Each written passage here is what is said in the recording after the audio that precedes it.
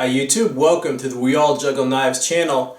This video is just going to be an off-the-cuff video about custom knives, like full-on custom knives. Are they right for you? This question was inspired by a comment I got last month where a person just said, what do you think of custom knives? Are they worth it? My response to him was, for most people, no.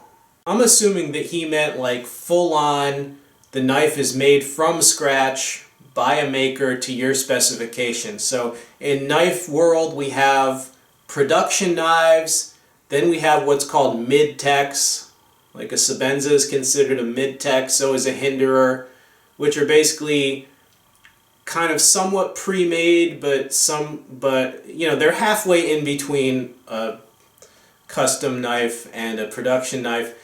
And then you have full-on customs, which is like you call up like Bob Mosier and ask him if he can make a knife for you if you pay him a lot of money and you tell him what you want and he makes you a full-on custom knife.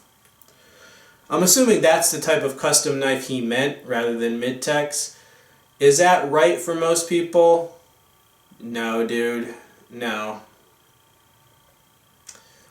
Unless you're just very wealthy, in which case, well then sure. I mean, if you can spend a lot of money and not have to care that much, then yeah, I mean, you can buy whatever you want if you're, really rich.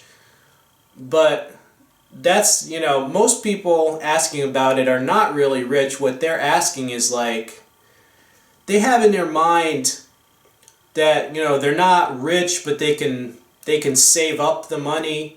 And they're thinking if they just buy the best quality knife, that they're never going to have to buy another knife again in their life. So for them, it's going to be worth it, even if it is a lot of money for them all at once, it's going to be worth it in the long term. Okay.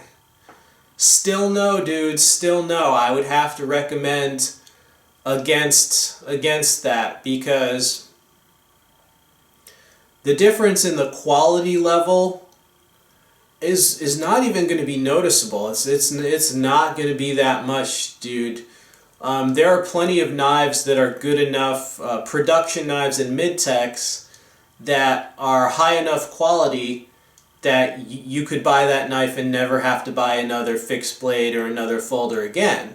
So you do not have to go up to full customs to have it be that way. Also, the thing about designing your own knife is like, unless you're both an engineer and an artist, what you picture and the stats that you do for it, it basically might not be perfect, You can say, I want a knife that's 4 inches in blade length, and when you get the knife in your hand, actually in your hand, you might be like, I do wish it was like 0.2 inches longer, would have been a little bit better.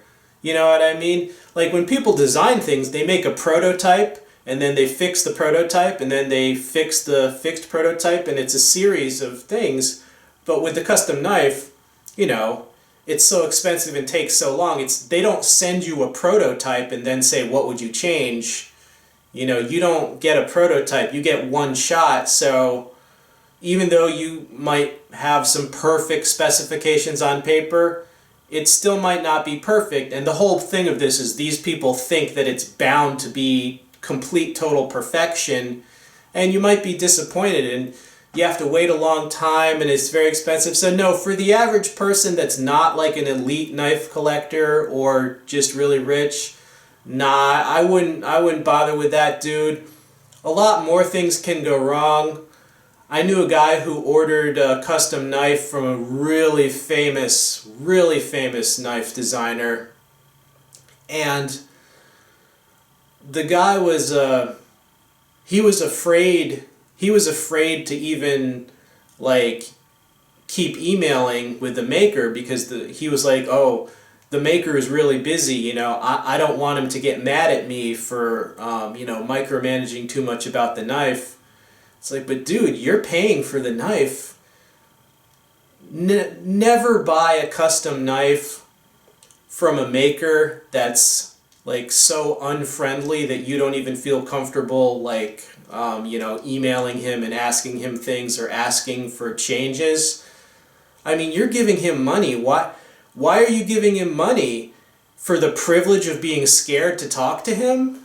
No, dude, don't do that crap, man. Yeah, so no, even things that can go wrong like that, no way. If they're not happy to talk to you whenever you want to change or have an idea, no, definitely don't get customs from those people. Okay, so that was my opinion. Now, keep in mind, I'm sure some elite knife collectors are gonna get mad at me because they think I'm insulting them. I'm not insulting super elite collectors that are really into customs. I mean, obviously, if that's your whole thing, if that's what if you're neck deep in that world, well then of course, just like a person who buys a classic car, I mean, they're so into it that yeah, it is right for them. Now, this video is not about them. This video is about normal, just regular people that think maybe I can save up for a year and buy a custom, and should they do it? And I would have to say, nah, it's probably not right for most people. It's a specialized thing.